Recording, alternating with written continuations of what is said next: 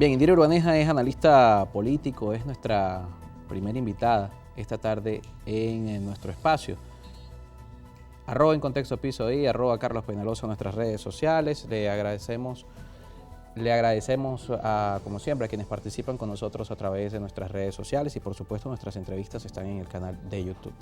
Indira, muchísimas gracias por acompañarnos esta tarde. Un gusto estar contigo siempre.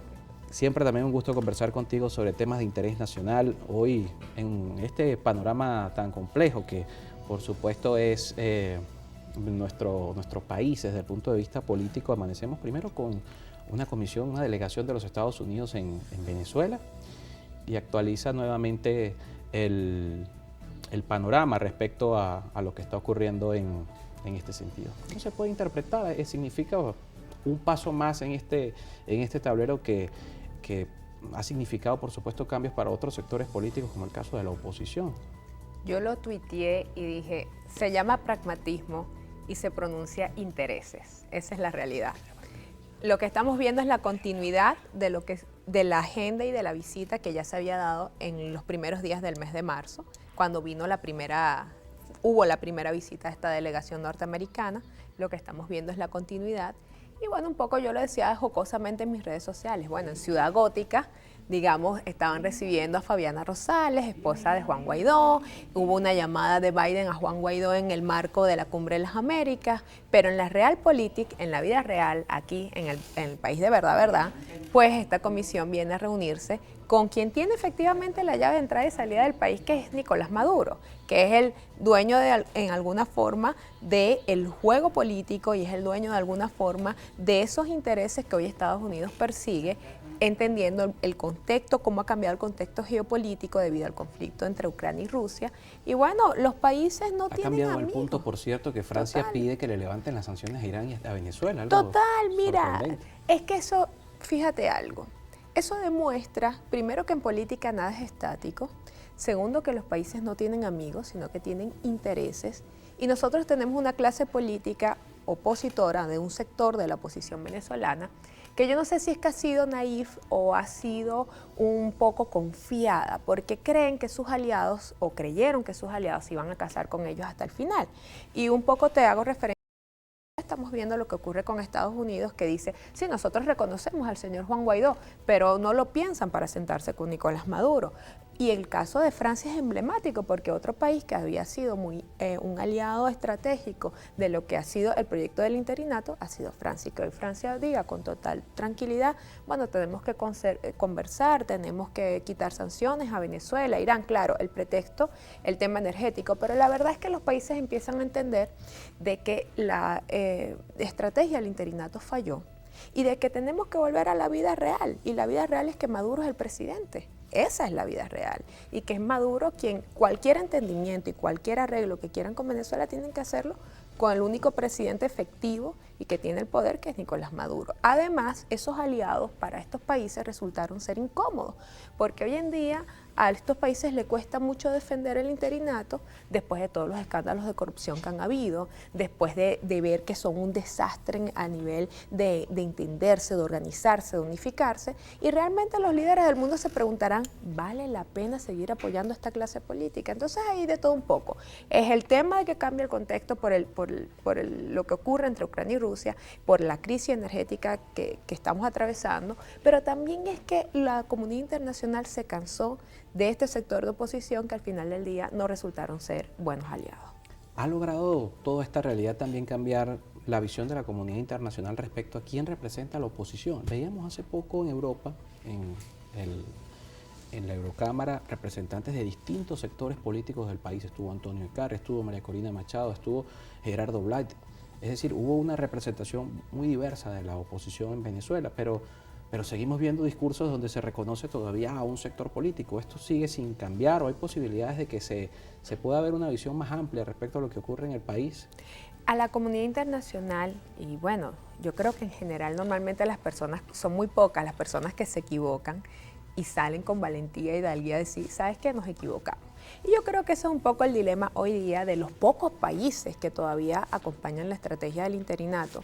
Hay otros países que lo han hecho de una forma muy sutil, sin necesidad de reconocer que fue un error, simplemente empiezan a andar con sus digamos, a entrar en la dinámica política sin muchas explicaciones. Caso de Portugal, por ejemplo, que ya acreditó embajador nuevamente en Venezuela, caso Argentina, muchos países que ya eran parte de ese concierto, digamos, que apoyaban lo que era el interinato, se fueron saliendo de la estrategia sin necesidad de dar ninguna explicación. Ahora bien, la comunidad internacional también entiende, como tú lo acabas de decir, que la oposición venezolana no es el G4 y que la oposición venezolana no es Juan Guaidó solamente, tú lo has dicho, la oposición venezolana es un mosaico donde hay diferentes, diversos actores y además es muy variopinta a nivel ideológico, a nivel de intereses, a nivel de fines, y entonces la comunidad internacional tiene que admitir que fue un error empoderar solo un sector y no entenderse realmente con la oposición en su conjunto, porque eso generó eso además acentuó las divisiones de la oposición y fracturó aún más la oposición, porque entonces quienes sí han tenido el respaldo de la comunidad internacional le dicen a los otros, bueno, pero es que la comunidad internacional me reconoce a mí. Y yo creo que en realidad la comunidad internacional ha debido de quedarse en un papel de mediador y de conciliador. Nunca debieron de haber traspasado esa línea donde ya te metes en los asuntos internos, donde ya tu participación interna tu participación dentro de los asuntos internos de un país traspasa una línea donde no eres tú quien puedes decir quiénes son los de verdad o escoger quién es la posición de otro país. Y eso yo creo que ha sido un error de la comunidad internacional y creo que deben de enmendarlo. Pero podría enmendarse de cara a la reactivación de un diálogo. Hace algunos días también, la semana pasada, veíamos a Gerardo Blay y a Jorge Rodríguez en Oslo y se vuelve a especular la posibilidad inminente de que el diálogo se pueda reactivar, pero no se conoce más allá de si podrá ser un diálogo más amplio, tal como ha dicho el presidente Nicolás Maduro, como dijo el presidente de la Asamblea Jorge Rodríguez, invitar a otros sectores políticos, habló de Fuerza Vecinal, habló de la Alianza Democrática. Hoy pareciera no darse ese cambio, ¿no? No puede haber diálogo con exclusión, porque entonces vas a zanjar las diferencias con un sector, pero vas a tener a otro sector que se va a sentir excluido de allí.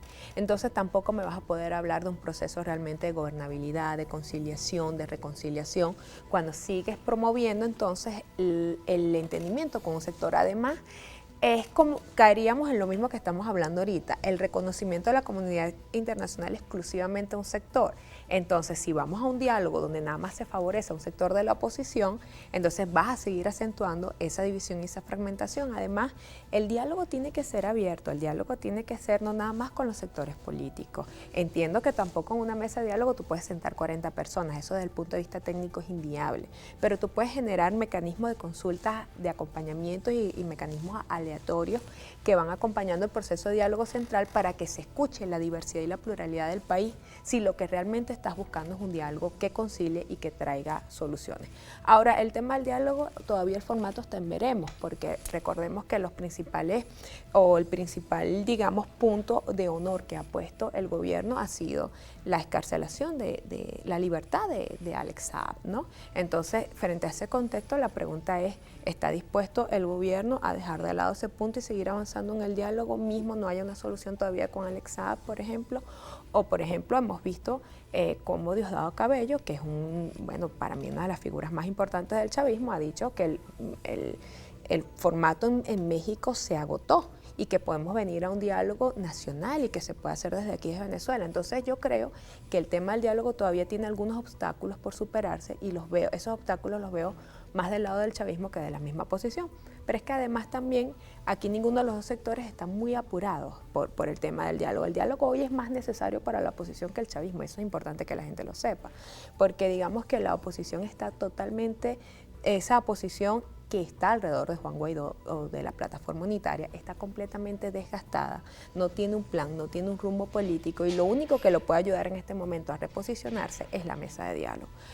Sin embargo, el chavismo está más tranquilo, Maduro tiene el control del poder, viene de una gira, que nos guste o no, puede estar usted o no de acuerdo con Nicolás Maduro, para el chavismo ha sido una gira exitosa, incluso con sanciones, incluso una persona que su cabeza tiene precio logra salir de las fronteras venezolanas, es recibido por altos funcionarios en importantes gobiernos. Entonces tú dices, bueno, realmente el chavismo está mal, está grave, está moribundo, yo no veo nada de eso en el panorama. Nos toca hacer una pausa. Al regreso, mientras esa complejidad del escenario, de lo que ocurre, como decía, en redes sociales, en Ciudad Gótica y lo que ocurre en el país real, ¿qué pasa con el ciudadano? Porque Una cosa es el diálogo, una cosa es que los políticos busquen el reconocimiento de la comunidad internacional, pero ¿quién busca el reconocimiento del ciudadano? Hay unos números bien interesantes que lo hablamos luego de la pausa. Más del 60% de los venezolanos esperan un candidato ni del chavismo ni de la oposición. Y más del 40% de una encuesta habla de un venezolano que no confía en ningún político.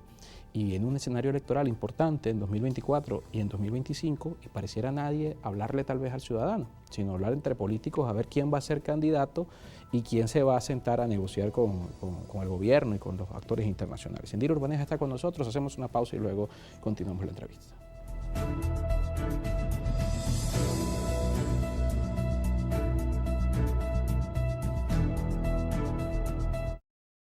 YouTube,